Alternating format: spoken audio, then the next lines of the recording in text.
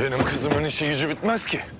Yok veli toplantısı, yok üniversite sınavı, yok kredi kartı, yok fistan, yok ince topuk. Ha? Söyle kızım, söyle. Ne var ha? Hoşuna gidiyor değil mi böyle konuşmak? Kızım, beni ayağına kadar getirtiyorsun, sonra da hoşuna gidiyor değil mi? Vay anam vay. Kız gülme. Ne yapacağız burada şimdi? Belki bir şey göstereceğim. Ne göstereceğim? Haritan mı var? Define mi bulacağız? Bak şuraya. Kız o ne? Hedef tahtası mı?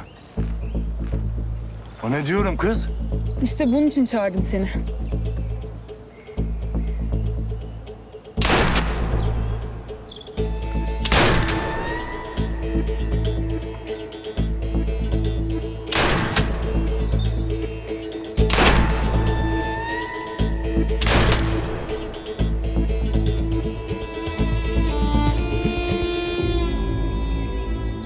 Vay arkadaş vay.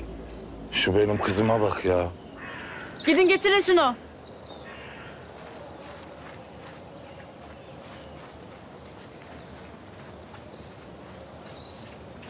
Niye beş el ateş ettin? Dünya hali baba. Bir de bana kalsın.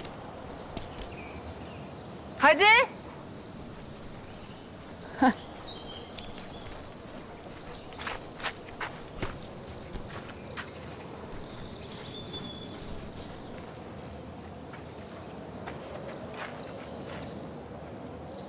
Nasıl?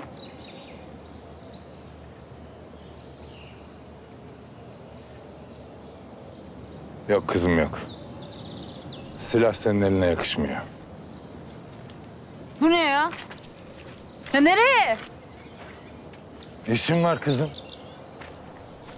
Ya ben aylardır uğraşıyorum burada, çalışıyorum. Ya o kadar uğraştım ki bu mu diyeceğin? Bu.